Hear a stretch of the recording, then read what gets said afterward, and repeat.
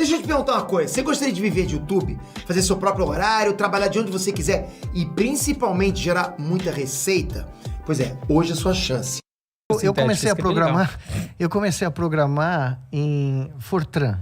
Que ninguém sabe mais o que é. Nem sei. Opa, eu sei. Eu também. Você sabe? Claro.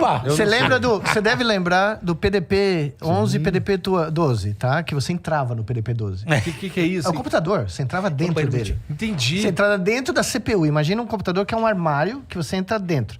Você tinha 32K na Era memória aquele para programar. lance de umas fitas e tal. Pô, furada. né? Eu passei por todas as fases. Fita, flop disk grande, flop disk pequeno, isso aí. fita de cassete, né?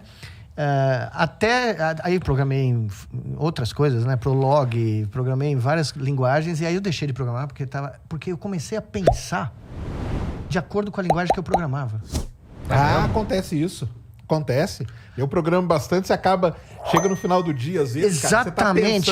Você tá pensando em Fortran. Maluco, cara. Você tá pensando em Basic. Você tá pensando... Aí eu aprendi na última tentativa, a última coisa que eu fiz muitos anos atrás, em C, né? Uhum. E, de repente, eu senti o mesmo fenômeno que eu senti enquanto eu estava aqui na faculdade. Depois do meu curso intensivo, que eu sempre faço sozinho, eu passei um fim de semana e eu estava pensando em C. Dos loops, das você começa coisas, a pensar, né? tipo, no algoritmo, então, né, o que você vai cérebro, montando. ele vai se moldando de acordo com aquilo que você põe ao redor dele, tá? E tudo, o que é isso tudo? O que é o Big Tech? O que é o casamento, que pouca gente fala, de conveniência do Big Tech com o Big Money? É o Big Control, Sim. tá? É a tentativa de criar um software, né? Que não é um programa trivial, mas é um sistema que mantém o comportamento humano dentro de certas barreiras. Hoje a gente sabe, é o meta, cara. É o meta que está sendo Metaverso. criado, né? Eu tenho um aluno que trabalha lá, inclusive, no laboratório do metaverso. Cara, o metaverso é a coisa mais... Eu entrevistei o Kenneth Correia, que é um cara que manja do metaverso. Cara, a coisa mais absurda que ele falou é o seguinte: quando você sai do metaverso, o metaverso continua. O mundo não para. Não é igual o jogo que você desliga, o mundo continua. E você tem o nosso mundo aqui que continua. Vai chegar um momento... Que ninguém vai saber a diferença. Não, que você vai querer saber qual dos dois mundos que eu quero perder mais ou menos coisa, cara. Talvez no meta seja um mundo mais legal de eu ficar. Mas pro cérebro vai chegar um momento em que ele não vai saber mais onde ele tá. Olha, isso aí vai ser uma doideira, hein? O Matrix... O primeiro filme do Matrix... É verdade. A primeira vez que eu sentei no cinema pra assistir o Matrix, eu fui com meus filhos, né? Porque eu nem sabia o que era aquilo. Sentei lá, 3 moleque americano, imagina, né? Eu olhei o filme... 1999, Isso. E você tá no interior da Carolina do Norte, você não tá em São Paulo, você não tá no Rio de Janeiro, você tá em Durham, North Carolina, ou Chapel Hill, que você conhece, que é um troço desse tamanho. Eu sentei no cinema e era pra se divertir, né? Era pra, o sábado à tarde, esparecer. E eu comecei a ver aquele filme e falei, Cacilda. E os caras foram literalmente no nervo. Na questão do que pode vir a ser o futuro. Você não vai saber distinguir. É isso mesmo. Você pode não conseguir distinguir, tá? Porque o cérebro vai ficar em dúvida. Porque a simulação começa a ser tão real, né, de um certo nível, que o seu cérebro incorpora ela como se fosse a extensão do que está aqui, né? E a quem serve isso? Não é nenhum de nós. Claro, é fun, tem um monte de coisa que você pode fazer que é, né, interessantíssimo. Eu fiz isso com o macaco. Os macacos... Quando você pedir pro cara falar, cadê a metade do seu braço? A outra Isso. metade está lá dentro do metaverso. Mas é o que eu ia falar. falou. Não, mas isso que eu ia falar para você. Nós criamos um macaco com 8 braços, tá?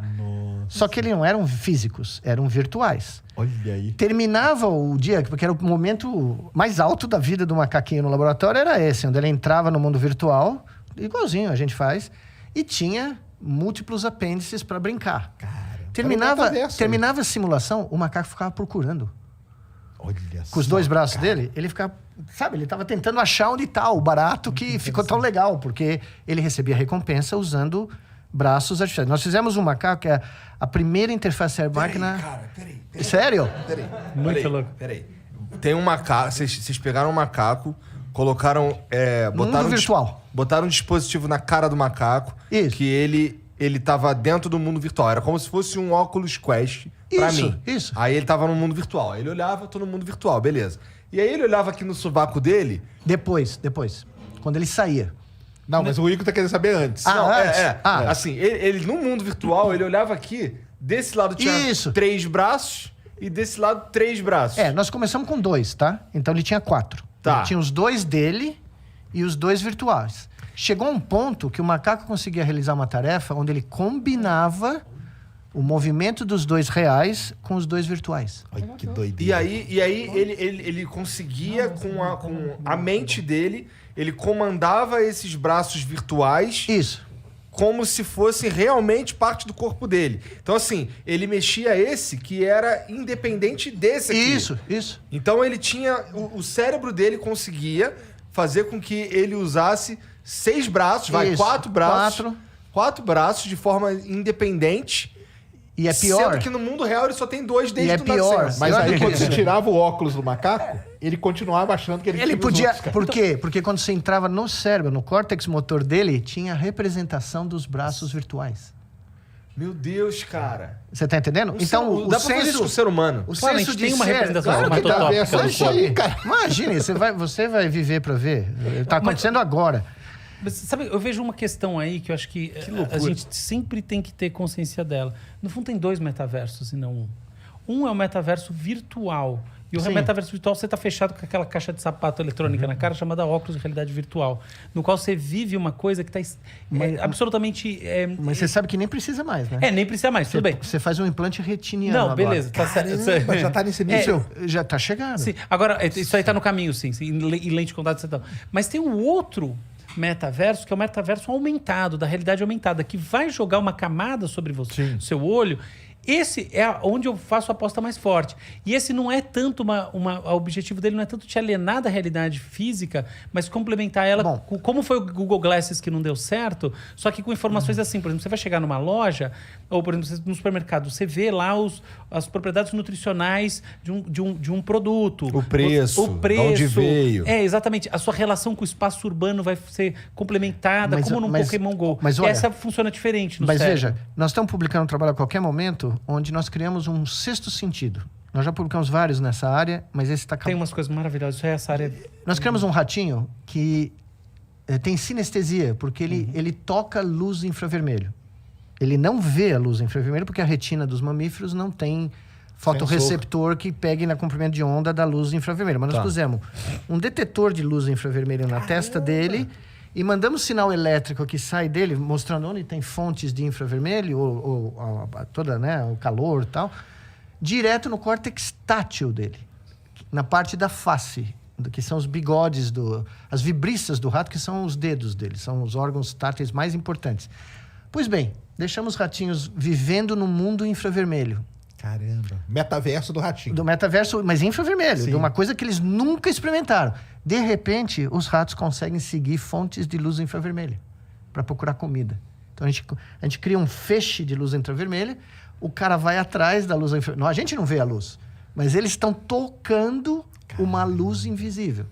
Bom, o trabalho que a gente mandou agora, a gente registrou em múltiplas áreas do cérebro, que não foi a área onde a gente jogou o sinal.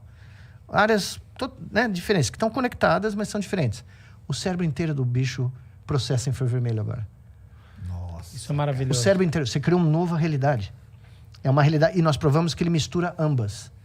Aí sim. Ele consegue discernir, quando eu toco a vibração dele, continua não tendo problema nenhum, mas ele incorporou uma nova infravermelho modalidade ali dentro. sensorial Que doideira. no hardware, né, que tá, sei lá quantos anos que tem rato no mundo, uns 40 milhões, Fez 50. um update do O firmware upgrade do ratinho. Tá? Então, isso é só para mostrar para você quão plástico, quão maleável o nosso cérebro é. Né? E tem gente estudando isso para ganhar dinheiro. Muito. Não é Muito. pouco, não. Não é Muito. pouco. Um ponto importante é que na primeira infância, logo no começo da vida, o cérebro é mais plástico. E hoje em dia, ainda que o VR seja recomendado só a partir dos 7, 8 anos, tem muita criança menor que está mexendo com cara. isso. Além do risco epilético, tem uma série de riscos neurológicos, o fato é que, de fato, você vai gerando uma plasticidade num sentido que ainda é imprevisível e talvez não seja tão